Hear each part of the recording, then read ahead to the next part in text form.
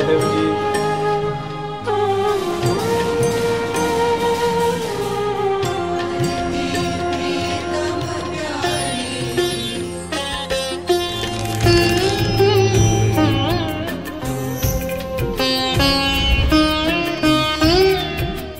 नमस्कार दर्शकबिन, यहाँलाई स्वागत छ नेपालको पहिलो धार्मिक तथा आध्यात्मिक टेलिभिजन भक्तिदर्शन टेलिभिजनमा।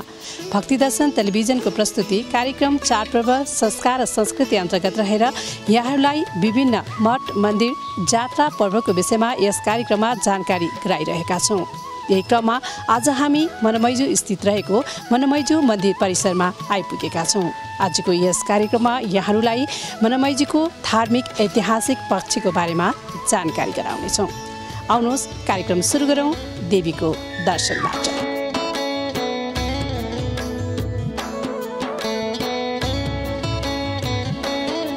काठमाडौँको उत्तरी भागमा प्राचीन नेवार बस्तीको बीचमा रहेको पुरातात्विक मनमैजु इन्द्रायणी देवीको मन्दिर रहेको छ। हाल तारकेश्वर नगरपालिकाको वडा नम्बर 9 मा यो मन्दिर अवस्थित छ। मनमैजु देवीको उत्पत्ति पौराणिक कालमा नै भएको मानिए तापनि इतिमिति भने एकदिन नभएको बताइएको छ।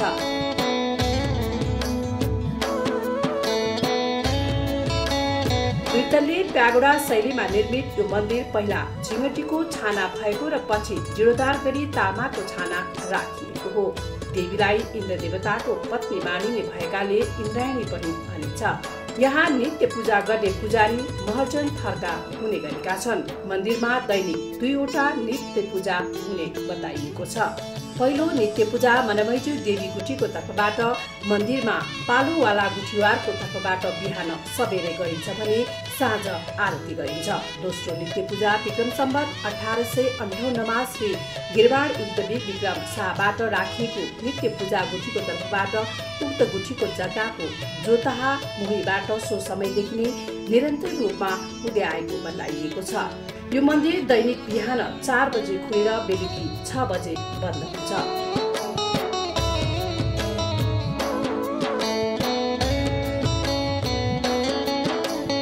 अत्यन्त प्रख्यात मानिने यी देवीको पूजा अर्चनाले भक्तजनको मनोकांक्षा पूरा हुन्छ भन्ने जनविश्वास रहेको छ। विभिन्न ठाउँबाट पूजा तथा दर्शनका साथै भाकल राखेर पूजा गर्न आउने गरेको पाइन्छ। यस मन्दिरमा विशेष गरेर अन्य दिनको भन्दा शनिबारको दिन विशेष भिड हुने बताइएको छ।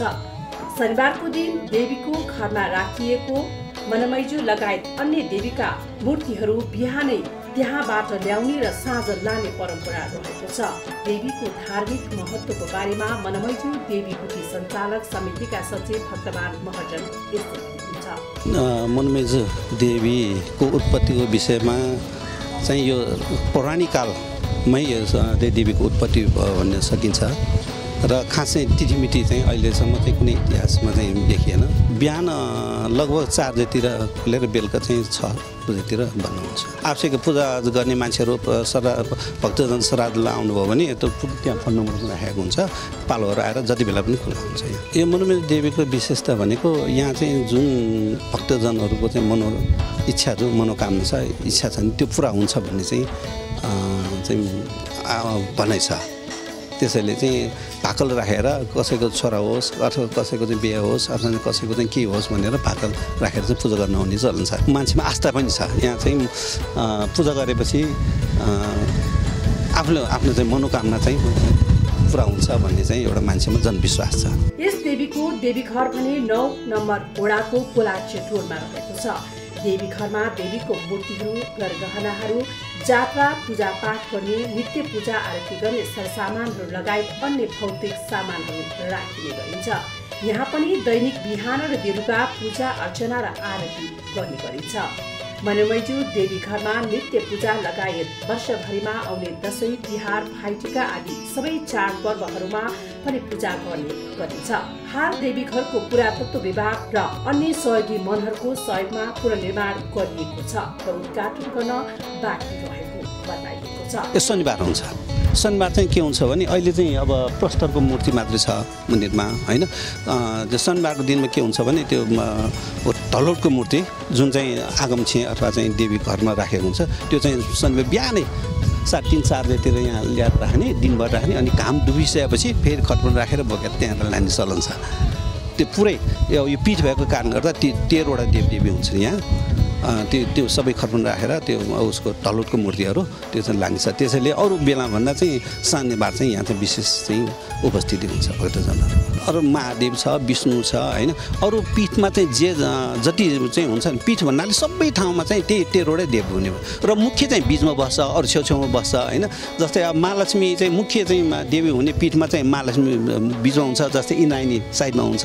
त्यसो जहाँ पनि त्यो 13वटा देवी चाहिँ पीठमा त्यही हुने हो। हाम्रो 8जना गुठ्यार छन्, ती 8जना गुठ्यारमध्ये चाहिँ एकजनाको पालो देवी घरमा हुन्छ। त्यहाँ चाहिँ बिहानै लिपपोत गरेर पूजाआजा दैनिक पूजा गर्नुपर्छ। सबै लिपपोत गरेर चाहिँ पूजा गर्नुपर्छ। अनि बेलुका आरती पनि गर्नुपर्छ। अनि यहाँ मन्दिरमा पालो हुनेले चाहिँ बिहान 4 बजे 3:30 बजे 4 बजे उठेर यो सबै चाहिँ बजार गर्ने, सफा गर्ने, जल चढाउने, पूजा गर्ने र साँझमा चाहिँ आरती गर्न आउनुपर्छ।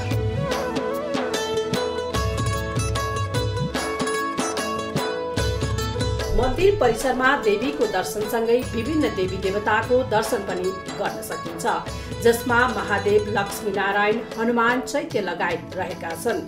यो मन्दिरमा विशेष गरेर जन्मदिन, विवाह, व्रतबन्ध लगायतमा पनि पूजा आजा गर्न आउने गरेको पाइन्छ।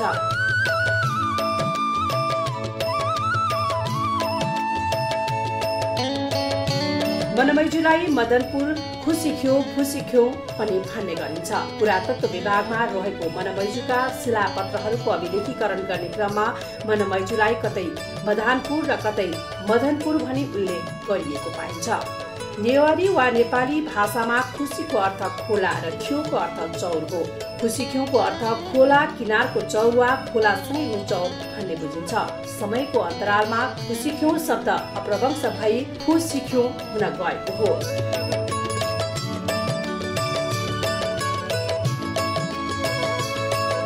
देवीको रोचक किंवदन्ती पनि रहेको छ। जसअनुसार परापूर्वकालमा कुनै एक शिकारी जंगलमा बस्दथे।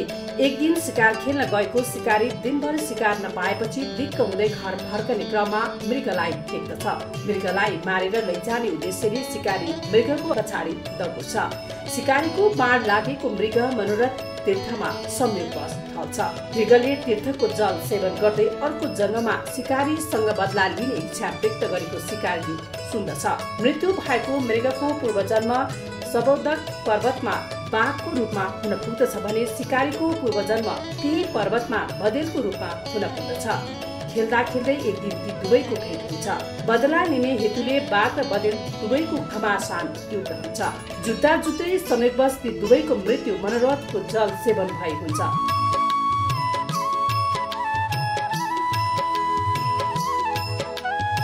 मर्ने बेलामा तिनीहरूले तीर्थको जल सेवन गर्दै अर्को जन्ममा देवपुत्रको रूपमा जन्मने इच्छा व्यक्त गर्दछन्। स्वर्गमा पूर्वजन्म लिन गएका ती दुवैले स्वर्ग आउन नसकेको कारण जान्न खोज्दछन्। मनोरथको जल मात्र सेवन गर्दा स्वर्गमा जन्म लिन पाउने तथा राखेको मनोकांक्षा पूरा हुने कुरा थाहा पाएपछि इन्द्र महाराजा स्नान गरी दान धर्म गर्ने उद्देश्यले मनोरथ तीर्थमा पुग्दछन्। त्यसै समयमा एउटी गलगाड र कुरूप युवतीका साथ दिदी बहिनी मध्ये सबैको विवाह भइसक्दा पनि कुरूप भएकै कारण उनको विवाह हुन सकेको हुँदैन।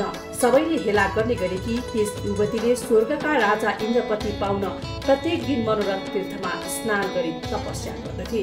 मनोरथ तीर्थमा स्नान गर्ने हेतुले आएको इन्द्रको नजर त्यस तपस्यारत युवतीमाथि पर्दछ। भेष लिँदै गरेको इन्द्रलाई देखेकी युवतीले इन्द्रलाई पतिको रूपमा पाउन मोहिनी रूप धारण गर्दछ भने इन्द्रले पनि राम्री युवती देखेर त्यस युवतीलाई फसाउने धेरै मानव रूप धारण गर्दछन्।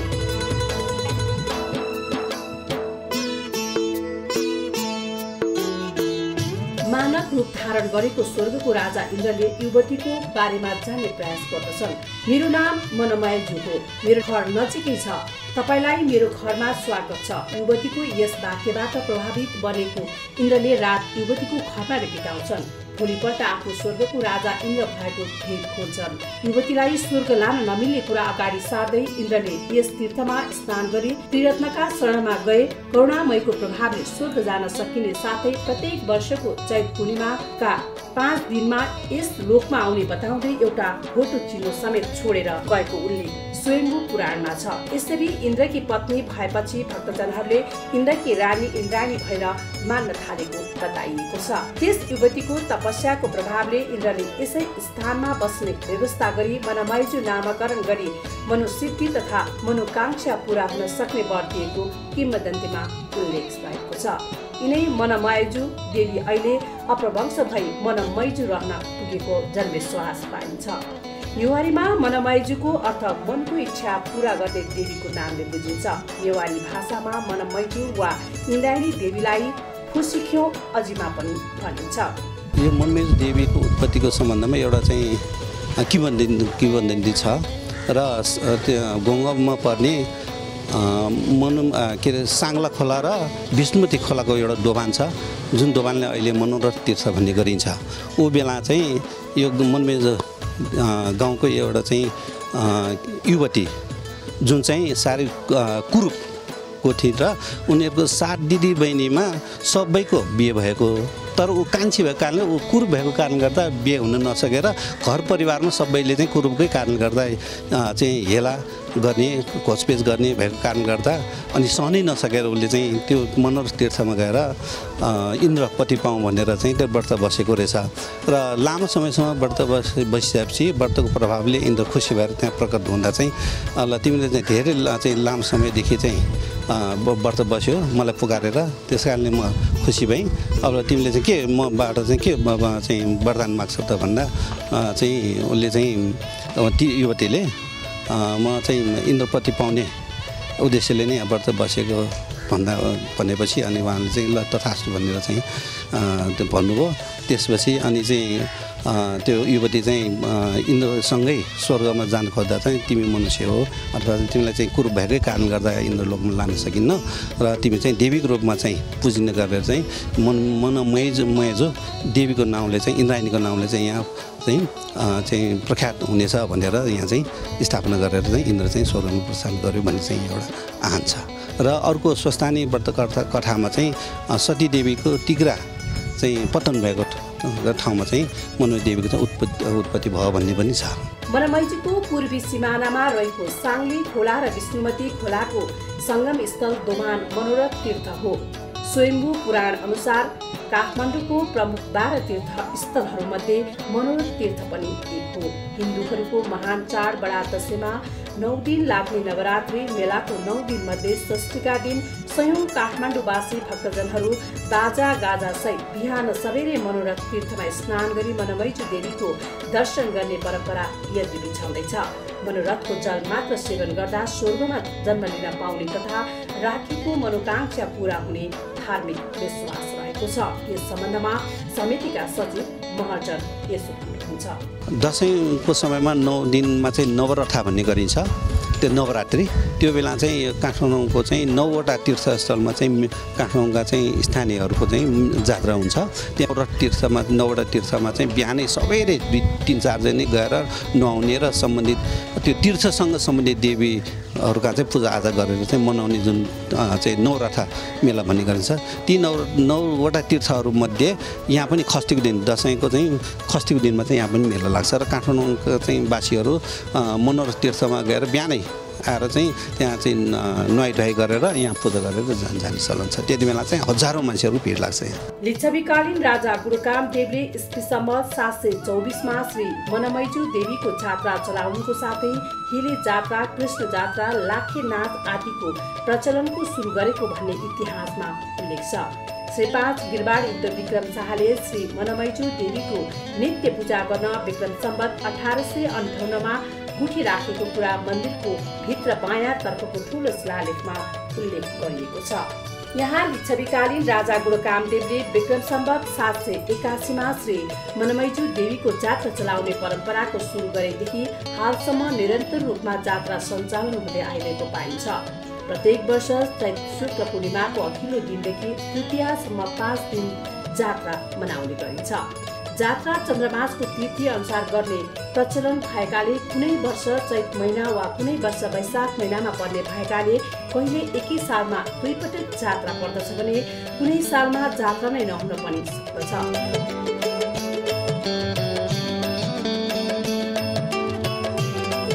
जात्राको सुरुवात चतुर्दशीको दिन बिहान 7-8 बजे मन्दिर अगाडिको परिसरमा लिङ्गो गाडेपछि जात्रा सुरु भएको मानिन्छ। सोही दिन 3-4 बजेतिर देवी घरबाट देवी देवताहरूको मूर्तिहरू खटमा राखी गाउँमा भएका बाजा गाजाहरू सहित जात्रा गरी मन्दिरमा लाने गरिन्छ। जात्राको खट विसर्जन गरी देवी देवताहरूको मूर्तिहरू मन्दिरमा विराजमान गराइन्छ। साँझदेखि नै बत्ती बाल्ने र पूजा गर्नेहरूको भिड लाग्ने गर्दछ। सुदिन रातभर गाउँको बजाचार्य थर्का पुरेतले शास्त्रीय मन्त्रोच्चारणका साथ पूजापाठ होम इत्यादि गरिन्छ। भोलिपल्ट अर्थात् पुरेको दिनलाई मुख्य पूजाको दिन मानिन्छ।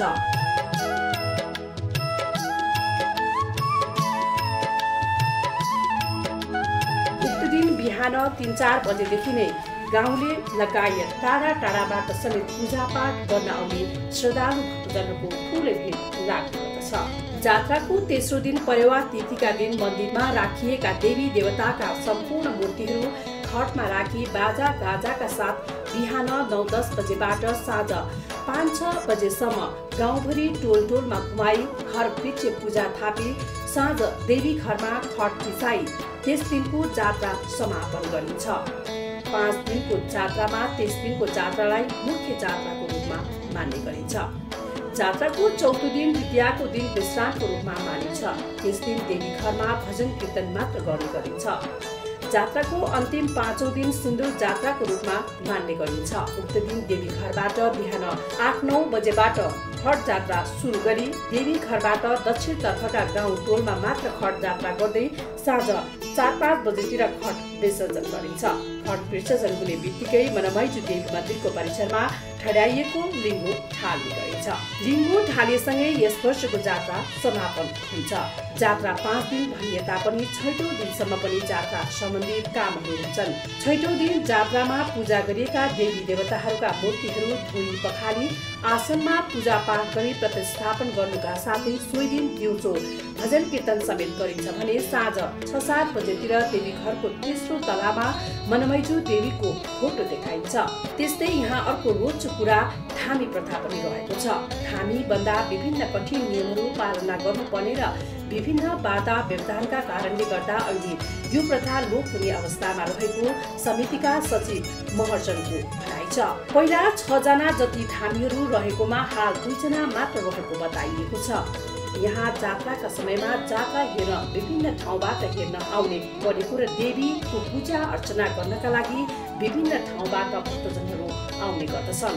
यहाँ हुने जात्रा पर्वको विषयमा सचिव महर्जन यस्तो भन्नुहुन्छ। हरेक वर्ष यहाँ चाहिँ 5 दिन जात्रा हुन्छ। हरेक वर्षको चाहिँ चैत कृष्ण पक्षको पूर्णिको अघिल्लो दिनदेखि 5 दिन खट जात्रा हुन्छ। यहाँ चाहिँ अन्त कहीँ नभएको चाहिँ धामी प्रथा पनि छ। अजिमा, मनुमचा, भैरव, कुमारी र गणेश गरेर 5 जना धामी हुन्छ यहाँ। अब 5 जना मध्ये गणेश चाहिँ अन्तिममा बस्छ। उहाँ चाहिँ गुठ्यारको चाहिँ ठकाली हुने भएको कारणले गर्दा गुठ्यारमा चाहिँ जो ठकाली हुन्छ ऊ स्वतः चाहिँ धामी हुन्छ र उहाँको मृत्यु भएपछि जो फेरि चाहिँ ठकाली हुन्छ उहाँले चाहिँ गणेश धामी हुन्छ। त्यस कारणले गणेश धामी चाहिँ कहिले खाली हुँदैन। र अजिमा पहेँलो वस्त्र अनि मनमचा भनिन्छ, हरियो वस्त्र अनि भैरव कालो वस्त्र र हरियो वस्त्र कुमारी, यसरी यी 4वटा धामी चाहिँ जात्राको समयमा आफै प्रकट भएर कामेर आउनुपर्ने चलन छ यहाँ। र पहिले चाहिँ म सानो छँदा चाहिँ 5 जना चाहिँ धामी थियो। अहिले चाहिँ अब 1 जना मात्र हुनुहुन्छ, अजिमा मात्र छ, अरू सबै खाली छ। त्यो आफै कामेर आउनुपर्ने। अब चाहिँ धामी भइसकेपछि दैनिक चाहिँ आफ्नो दैनिक जीवनमा चाहिँ पालना गर्नुपर्ने नियमहरू चाहिँ अलिक कठिन भएको कारणले गर्दा चाहिँ जो पाए त्यो चाहिँ धामी आउनु चाहिँ भएर आउनु मान्दैन। र कोही चाहिँ धामी चाहिँ प्रकट भयो भने घरमा चाहिँ अब भनौँ न त्यो छोपेर राख्ने, समातेर राख्ने, थुनेर राख्ने कारणले गर्दा चाहिँ अब 15-20 वर्ष अगाडिदेखि चाहिँ हामी बिस्तारै लोप हुँदै अहिले एकजना मात्रै दुईजना गणेश र अजिमा मात्रै अहिले छ। र अन्त कहीँ नभएको चाहिँ यो चाहिँ एउटा परम्परा के छ भने त्यो 5 दिन जात्रामध्ये मुख्य जात्रा पुर्णे बालाजु 22 धारामा पनि त्यति बेला चाहिँ मेला लाग्छ। त्यति बेला चाहिँ यति धेरै भिड हुन्छ त्यहाँ यो ढोकाबाट भित्र पसेपछि पस्नु सक्दैन, पसेपछि निस्कनै सकिन्न, त्यस्तो थियो। अब यो चाहिँ कमसेकम 25-30 वर्ष भयो होला कुमारी र पहिरो चाहिँ धामी चाहिँ नभएको कारण गर्दा अहिले त्यो छैन। यो चाहिँ अब लिच्छवीकालीन राजा गुणकाम देवले 781 मा चाहिँ यहाँ मनोमय देवीको चाहिँ जात्रा चाहिँ सञ्चालन गरेर सुरु गरेको थियो भन्ने चाहिँ इतिहासमा चाहिँ पाइन्छ। त्यसैले अब झन्डै 1297 वर्ष अगाडि चाहिँ यो मनोमय देवीको चाहिँ जात्रा सुरु भएको चाहिँ इतिहासमा छ। 5 दिन भिड हुन्छ। मुख्य चाहिँ त्यो 5 दिनमध्ये पूर्णिको दिनमा चाहिँ भिड दिनभरि नै चाहिँ पूजाआजा हुन्छ। अरू बेला पनि हुन्छ, 5 दिन पनि बेसी हुन्छ। यहाँ अरू बेलामा पनि यहाँ चाहिँ काठमाडौँ भ्यालीबाट धेरै ठाउँबाट चाहिँ पूजा हुन्छ। यहाँ जस्तै अब ठिमीबाट आउँछ, काठमाडौँको चाहिँ असन, बागबजार, कालीमाटी, पाटनदेखि नै आउँछ यहाँ पूजा गर्न, नुवाकोटबाट। अनि यहाँ चाहिँ कार्दी गाउँ भन्ने छ, यो डम्पिङ साइट थियो, त्यहाँको मान्छे समेत पूजा गर्न आउँछ यहाँ। यो त प्रख्यात देवी हो होइन।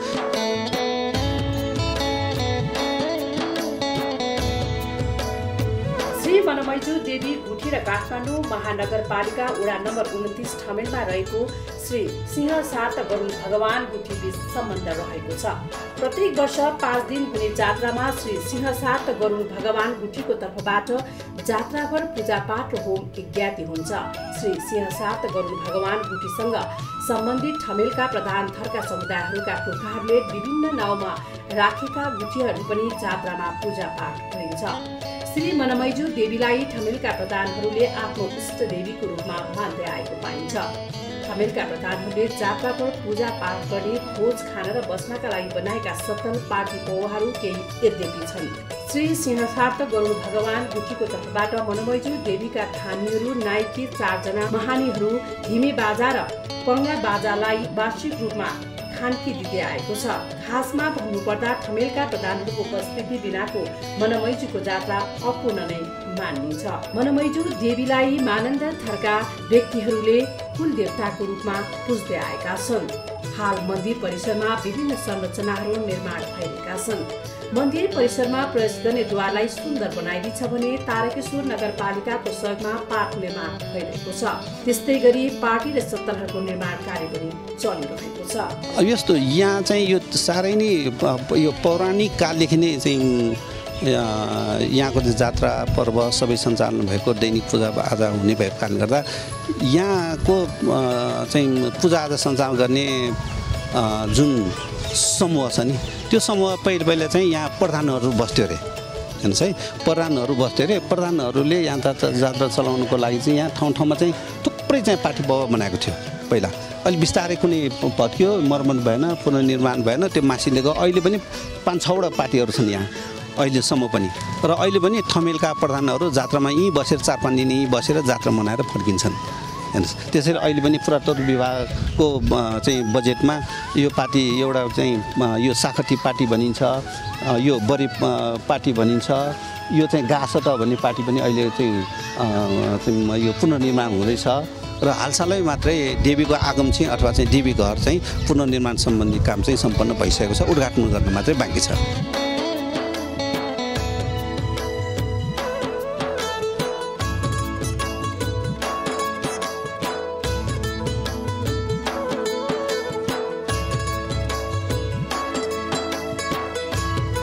दर्शकबिन, यहाँहरूलाई आज हामीले चाडपर्व संस्कार र संस्कृति अन्तर्गत रहेर मनमैजु स्थित रहेको मनमैजु मन्दिरको धार्मिक अनि ऐतिहासिक बारेमा जानकारी गरायौँ। यो मन्दिरमा विशेष गरेर दर्शन गरेमा मनोकामना पुरा हुने एउटा धार्मिक विश्वास पनि रहेको छ। र यस मन्दिर चाहिँ जुन नौरथामा यो मन्दिरको विशेष महत्त्व रहेको छ। र यो 9 तीर्थमध्ये यो मनमैजु तीर्थलाई पनि, मनमैजु मन्दिरलाई पनि महत्त्वपूर्ण तीर्थको रूपमा लिने गरिन्छ। र षष्ठीका दिन चाहिँ नि यस मन्दिरको मनमैजु देवीलाई यानि मनोरथ तीर्थमा स्नान गराएर यहाँ पूजाआजा गर्न ल्याउने एउटा जुन प्रचलन पनि छ। आज यिनै विषयवस्तुका साथमा हामी कार्यक्रमको अन्तमा आइसकेका छौँ। कार्यक्रमको अन्तमा मलाई यस कार्यक्रममा क्यामेरामा साथ दिनुहुने अमर रावतका साथमा म कार्यक्रम सञ्चालिका शर्मिला रायमाझी पनि बिदा चाहन्छु। हेर्दै रहनुहोला धर्म, संस्कृति अनि संस्कारको संवाहक भक्ति दर्शन टेलिभिजन एचडी। नमस्कार।